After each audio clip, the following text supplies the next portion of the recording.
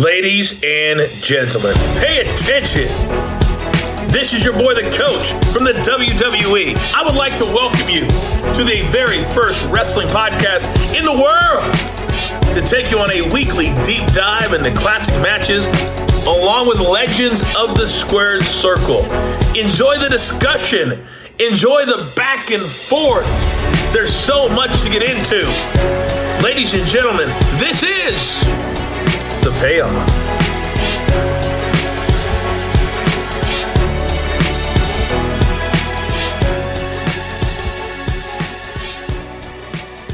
All new episode of The Payoff. We're here. I'm Tom. That's Jeff.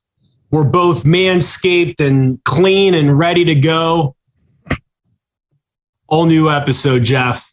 ECW, my favorite. You know how much I love covering these random, obscure, classic ECW matches. But first, how the hell are you doing? I'm surprised you didn't give. Normally, it's been so long since we've done an ECW match. You didn't even give us an ECW chant to start this one. I'm a little disappointed. So we'll have to send them home happy. Yeah, we'll definitely get some of that today. But I'm doing well. It feels odd, but man, we're a couple. It's odd. We're a couple of weeks away from Mania. We're on the road, man. But we got some stops at ECW. We got some stops at WCW for that. But that 90-day period where it actually feels like WWE's trying to put a decent product on. Here comes Elimination Chamber. It's at the end of this week. It never ends. Here we go again. Oh, no, I told you I'm going to the Elimination Chamber this year. Are you? Interesting. No, there you go. Yeah. Can you even get out of the country? Here's an honest question. If I wanted to go to Elimination Chamber, could I? That's a really good question. I mean, I assume you could fly into Saudi Arabia, right? Yeah. As a tourist. Maybe you can. I assume you can. I'm assuming that you can get a hotel room. But could I go on StubHub?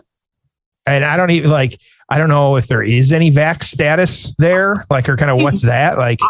I'm going to look it up. I actually want to know if a fan in the US could go to the Elimination Chamber if they so desired in Saudi Arabia. I'm very curious.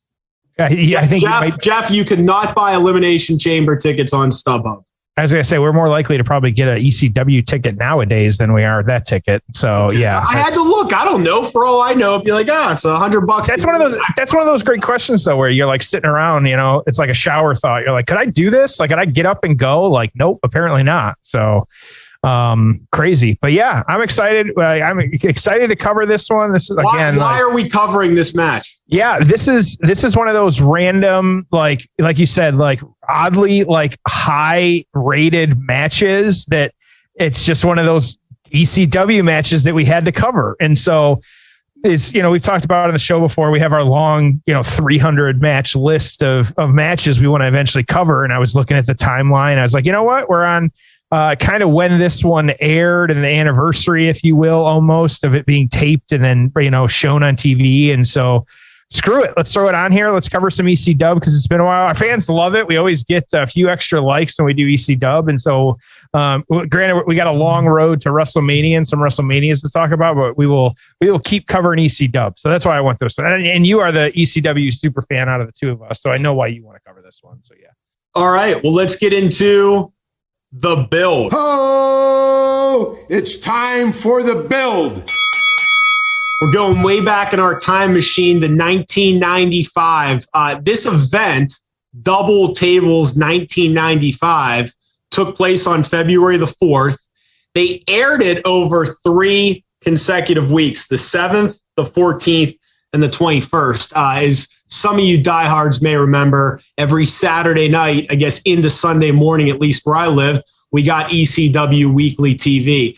I don't even think the show had a name. I think it was just called ECW Weekly TV. It wasn't it was, yeah. Yeah, it wasn't like Saturday night, or something like that, but it probably aired on different days. So ECW Arena, packed house, sold out, 1,000 people.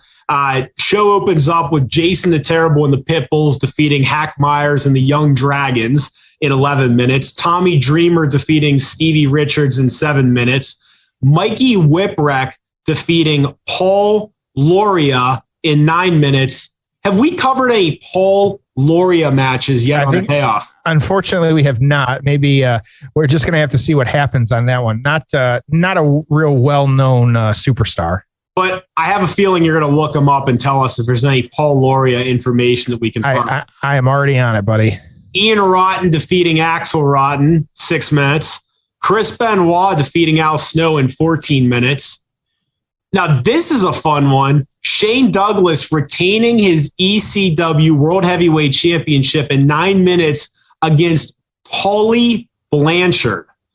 You know, ECW in a lot of ways is like TNA, where a surprisingly random number of people have actually worked a match in there before. Like, I'm always fascinated about TNA. It's like China was there. Randy Savage was there. Like, you just, all these random names. You're like, oh, I didn't know DDP worked in TNA, but they all kind of worked a few matches. Cactus Jack defeating the Sandman in a Texas death match. Man, this is a fun show. And then the main event we're here to cover, Sabu and the Tazz Maniac against the Public Enemy in a double tables match for the ECW World Tag Team Championship. So, pretty well-regarded show. This main event, I mean, we'll talk about it later, but really, really well-received. And so was the Rotten match and the Benoit Snow match. But a lot of good, interesting stuff on this show. Storyline standpoint, Jeff, how do we get to this one? Yeah, let's talk about a few other people here, which Paul Loria, by the way, too, been a while. And it seems like at least the records here ended with him in Heartland Wrestling Association. Was a Midwest independent promotion. He last kind of wrestled in 2000, according to this list. So not a ton of matches. This, what is this? Cage Match has 29 total matches. 11 of those were Heartland Wrestling. So if you can find them, let's get them on the show. We'll see what we can do here. And so, and none of them starred. So I'm not sure which match we'd talk about, but you know what, though, he probably gets hit a couple times a day with people trying to get them on their wrestling podcast. Which, Paul, don't come at us if you're like some scary dude right now. Thank you. So, but that's okay. He's probably like 65 now. Hey, you never know, man. So, all right. So I'll start with Sabu. Of course, this match taking place, like we said, February 1995. We're going to go back to 93. Sabu making his debut. It was actually his second match of like being in ECW, where he beat Shane Douglas for the ECW Heavyweight Championship. He had a bunch of different matches against Terry Funk, kind of beating him for the ECW World Heavyweight Championship and the World Television Championship. There's also a 3-way match between Terry Funk and Shane Douglas, just kind of, back and forth. They actually wrestled to a time limit draw of 1 hour, which kind of crazy to think about. So Tazz on the flip side, of course, as we call him now, Tazz, of course, at the time, wrestling is Tazz Maniac. He debuted in 1993 as well. Both Sabu and Tazz actually both debuting at the NWA Bloodfest show.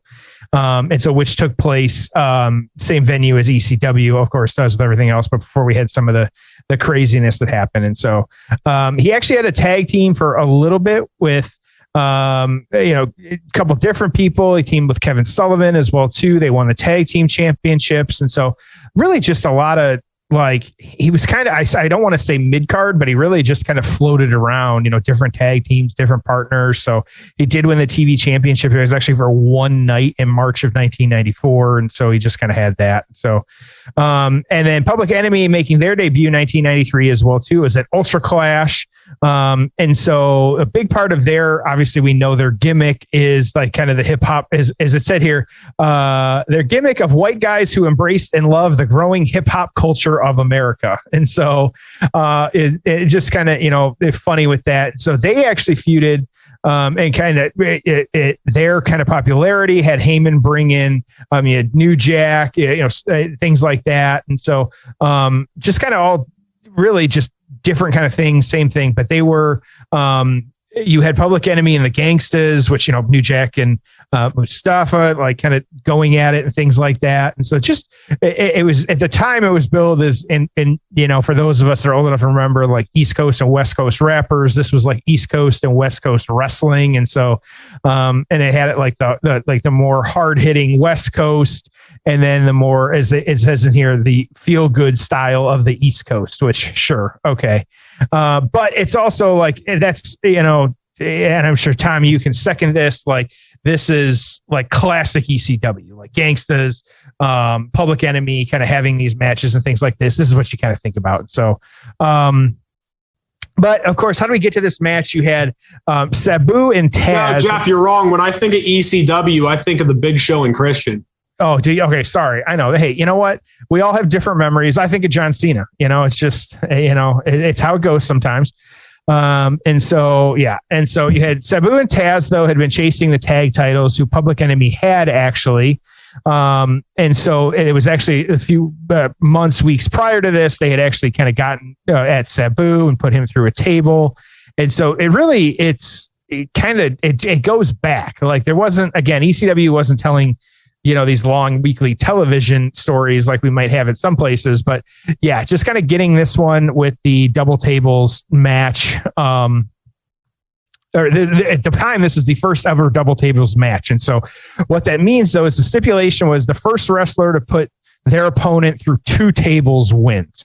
And so that was the big part of this match. And so obviously no need for the get the tables chant, because we will have tables in this one. And so coming at you, though, but that's where we got on this, and we'll go from there. I'm pumped. Yes, absolutely. Really looking forward to this one. It is available on Peacock. They got all the ECW stuff up there. I mean, to the best of my knowledge, of course, I don't know about the weekly shows, but those would be fun to go back and watch. I don't know if I told you this. I probably did. Don't ask me why, but like Saturday mornings when I've been like drinking my cup of coffee and like just relaxing a little bit, I've been putting on like some obscure wrestling. I was putting on Saturday night's main events, WWF Superstars. If they have the ECW weekly shows, I want to start watching those too, but it's just fun to put on a random episode and be like, holy shit, I wasn't expecting this. So I know there was a little bit of uproar when everything first moved to Peacock, but we've actually, like, you and I've had no problems finding stuff. Like, they have quietly added a lot to it. We'll talk about during the match some of the Peacock numbers that they were talking about on the quarterly call with Nick Khan and stuff like that. But yeah, it's this one's there. Hour 39 of Double Tables 1995. If you want to watch it with us. Jeff, are you ready? Let's do this. All right. It's time for the payoff. Oh, it's time for the payoff. Okay, here we go. Fans going crazy, as to be expected. As we've come to learn here. Johnny Grunge and Rocco Rock in the ring right now, Public Enemy. So were they the first guys, do you think, that wore like jerseys? A good question. I don't know. Yeah, it's just an interesting, unique look. I mean, if you think about it, like who was coming down in a jersey or had their own jersey prior. I can't tell. It's actually pretty badass ring gear. I was going to say, I can't tell because the quality here is so poor, but is that Pittsburgh colors? Like, are they, it looks like black and yellow and white potentially. I don't know. Oh my God. Yeah, this is, gosh, everything about this is just, I mean, the video quality, not because of our internet, because the actual video quality of this event is just god awful. I mean, this is like camcorder style. Tazz and Sabu in the ring. I mean, all four guys beating the shit out of each other. I have a feeling we're not going to see a lot of legal tags in this match. Yep. Tazz, interesting ring gear is that the one shoulder singlet too? Like that's a look as well too. Green. Him and Sabu are both wearing green. That's kind of fun. He's got this weird like Jurassic, like, yeah. So let me read to you.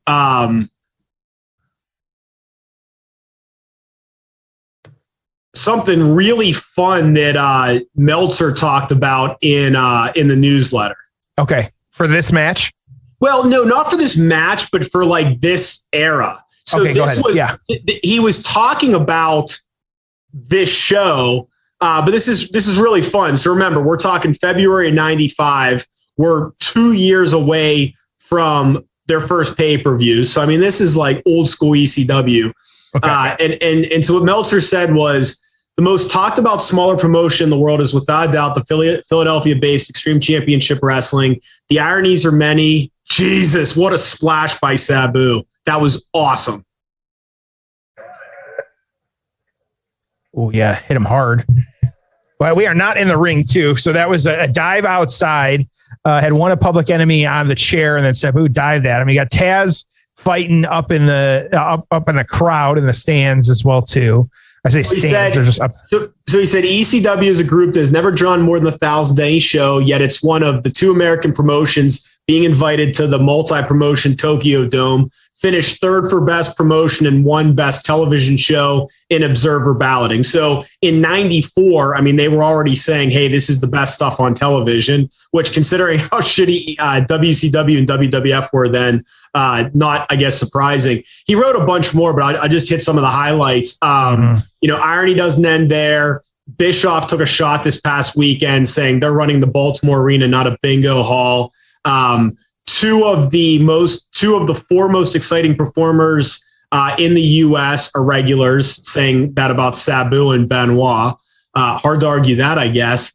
And just basically saying that people love this shit, and like ECW was super, super over. Yeah, and we're still out in the crowd. You got Sabu. Everyone looks so young too, which is fucking crazy. Like Sabu looks like a baby out there. And so did Paulie Dangerously. So everybody looking pretty young. Yeah, Johnny Grunge just gushing out blood. So what do we have here? We've got, is that a frying pan? Is that what we have? Now, Jeff, you may or may not know this, but fans used to bring this shit to the arena, and the wrestlers would come out while the fans were waiting in line, and they'd grab some of this stuff. So these were all things that fans brought. And so that is a nicely wrapped in the production packaging, a frying pan. It's still in the like how they purchased it. Like someone probably went to like Walmart, stopped on the way, and just brought it. Yep. Fascinating. Not the first time I've seen a frying pan used as a weapon. One in my fraternity house in college, and a girlfriend or ex-girlfriend of one of the brothers hit him with the frying pan, and so that was always fun. But I bet he never heard the end of that. It was unwrapped, and so no, he did not. And so I get it. So nice little Sabu. I say not high flying, but kind of using the chair.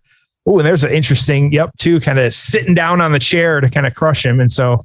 We're in the ring now at this point. While this is a tag match, they are not working out of the corners. So here we go. Everybody's standing around the ring. We got a table getting set up. Yep, table getting set up. Did you see? I ordered it, and I don't think you did, but I'm wondering, did you see any of the highlights of the GCW pay-per-view? No, I did not. No, I know you got it, but we actually haven't talked about it much. Yeah, well, I know about as little about GCW as you can imagine. So I knew nothing going into this show other than they were having a pay-per-view. It was a big show. It was at Hammerstein Ballroom. Matt Cardona was on the show. Jeff Jarrett was on the show. And I said, shit, for $25, I'm going to order this thing and let's just see what happens. I think that my takeaway, first of all, it was fine for $25.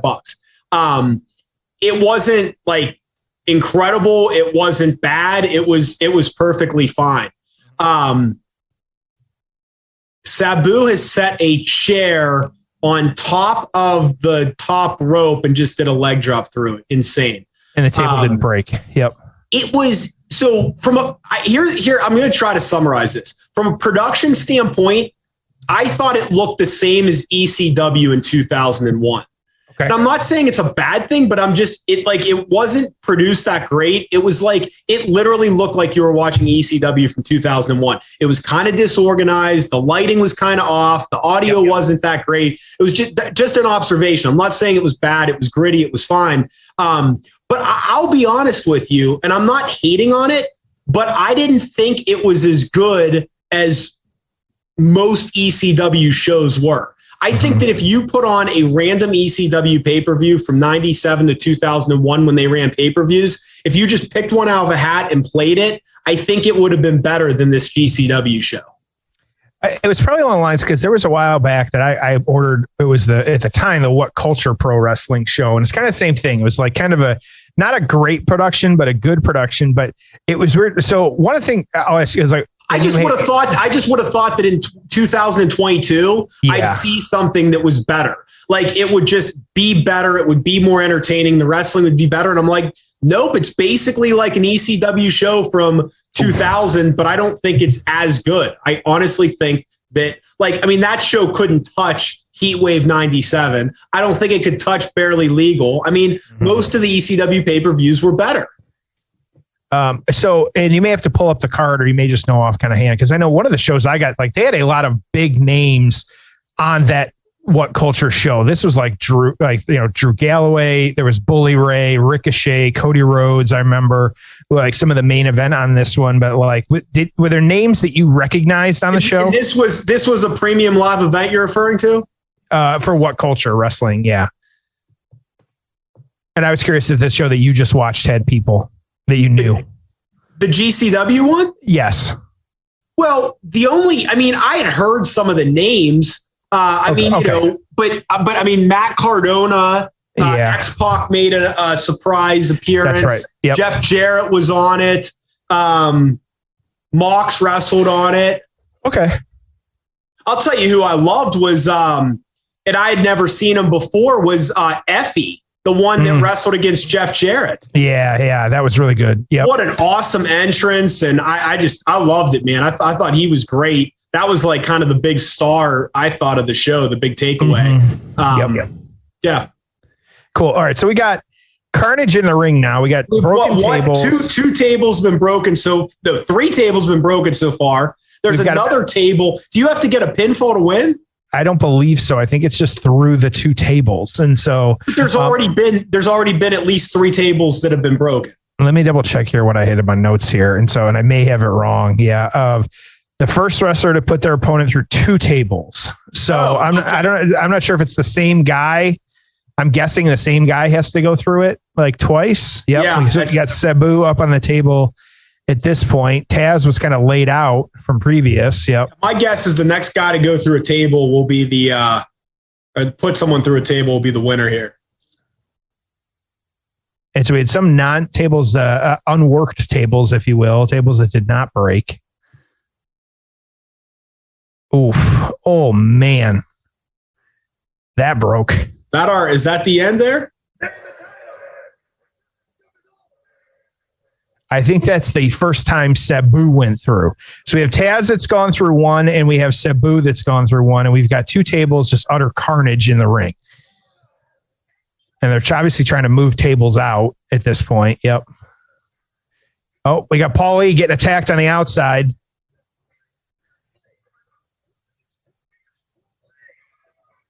Getting choked out. Yep. All right. So that's it. That was the one that won it, was the flip through the table, Public Enemy onto Sabu. And I think it was Johnny Grunge that did the flip, but I'm not positive. I'm not sure. I don't think it's over. I thought I heard the bell ring. Nope. Okay. Now Sabu. Holy. There you go. I think that was your final. Yes, there we go. Okay. Yep. Okay. That makes a little more. Okay. Yep. That works. Oh, so what they did was, they did the bell after every time someone went through a table. Yes. And that was the one that clinched it. So Sabu with a leg drop off the top rope to the outside onto Public Enemy. Match over. Chaos ensuing. And Public Enemy still attacking Tazz at this point. Yep. And brawling out through the entryway, kind of hitting Tazz. Yep. I mean, there is no bad match in ECW. It's always fun. That was a little scattered, but it's not. We'll talk more about this, but it's 12 minutes. It's not 25 with long entrances. It's like, how could you not have been entertained for 15 minutes right there? Right. Yeah, absolutely. All right.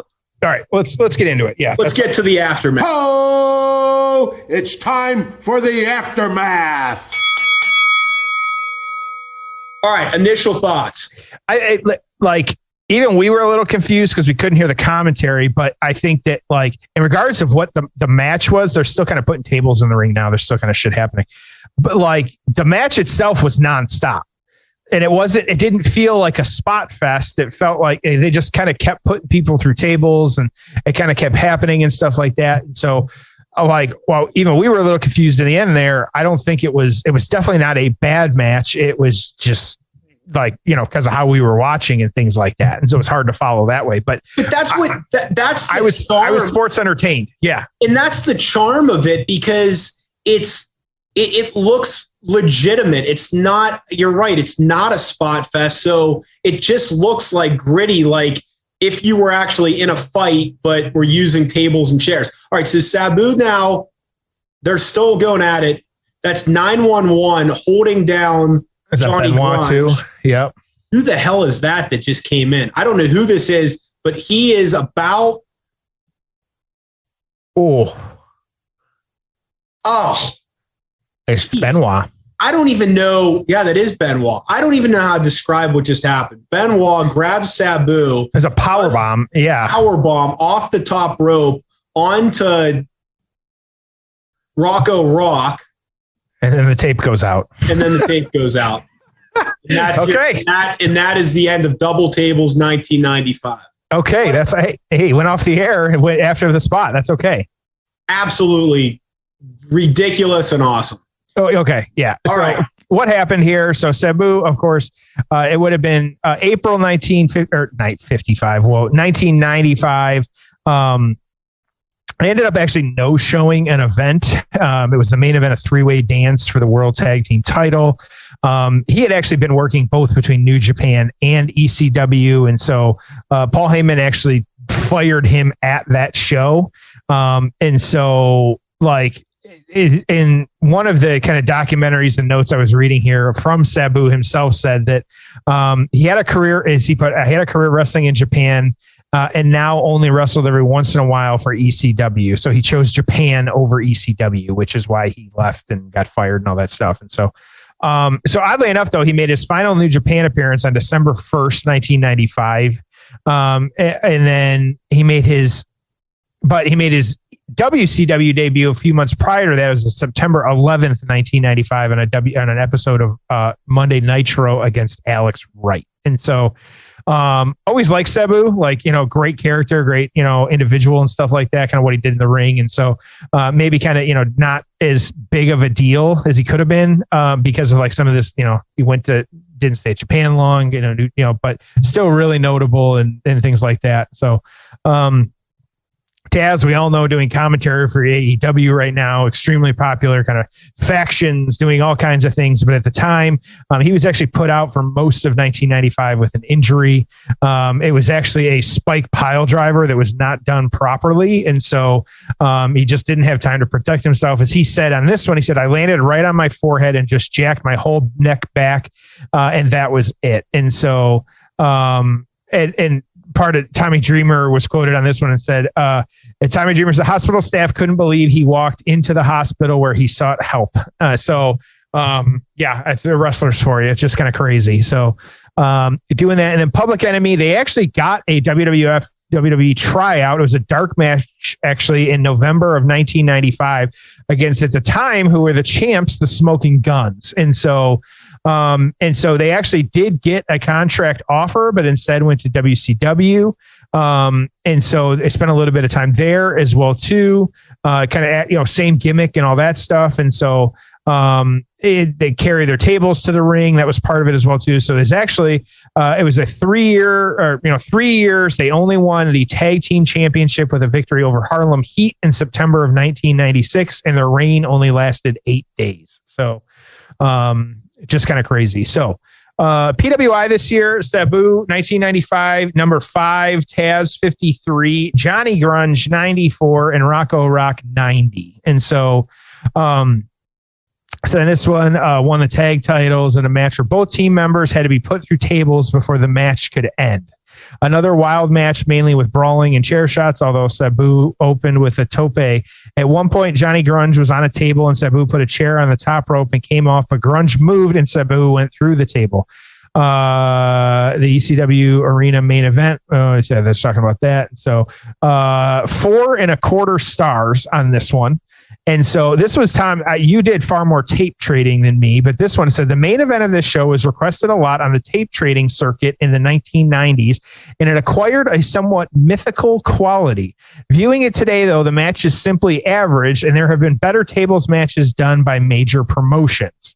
So, okay. So we haven't talked much over the years. Just, were you a big tape trader? Not major, but like I bought stuff. I never traded, but I did buy stuff. I bought a ton of stuff. I had hundreds of VHS tapes, all labeled with wrestling, but I bought stuff. I mean, I guess, early infancy of eBay. I don't even know where I bought them before then, probably just on some website, but yeah. Mm-hmm. But I was never into the trading thing, where you get something and you give it and someone else. I just bought them. Yeah, I got you. Okay, cool. Good. Okay. And so, payoff scores. I'll start actually on this one. I will give this one. I'm going to stick it at a 7. I think 4.25 might be a little bit high, but I guess again, if we put ourselves in kind of the kind of time frame of when this happened, and it was a lot of action, and so I'll give it that. And so it's kind of what I'm looking for in my wrestling. There was definitely, like we say, it definitely wasn't a spot fest. You didn't have guys kind of waiting around. They were in the ring, they were out of the ring. There was all kinds of action happening all over the place. And so not as I say not as brutal as some ECW matches that maybe I kind of seen and we've watched over the years. Doesn't mean there wasn't blood, doesn't mean it still wasn't hard hitting and a lot of spots with the tables and things like that, but it's still really good. Like I said before, sports entertain. And so I'm going to give this one a 7. I will agree with you. I will also give it a 7. I thought it was fun. I really enjoyed it. Again, just a gritty 12-minute beat the shit out of each other tables match. I mean, it was just, what's not to like about it? It's not a all-time classic, but again, some of these too, like, not everything has to be a half hour long.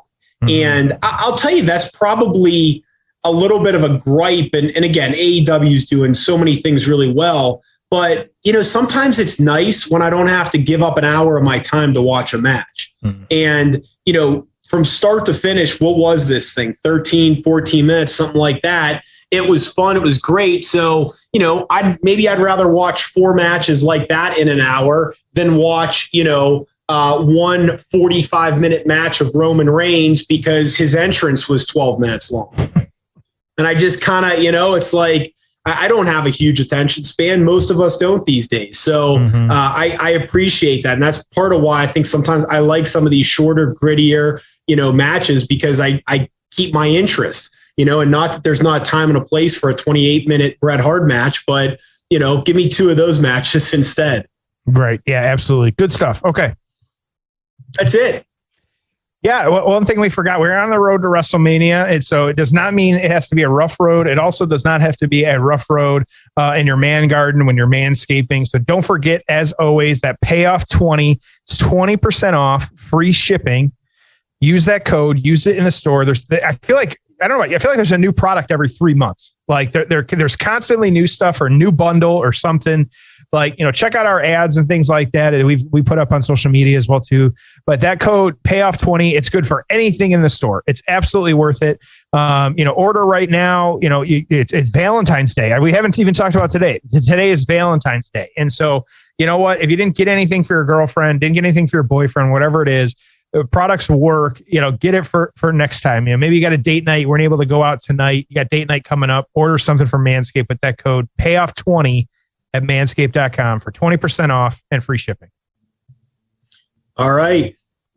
Fun episode. Love me some ECW. Got another fun one next week I'm looking forward to with a special guest. So as always, tell your friends, hit us on social media at Payoff Pod. and we'll see you next week on an all-new episode of The Payoff.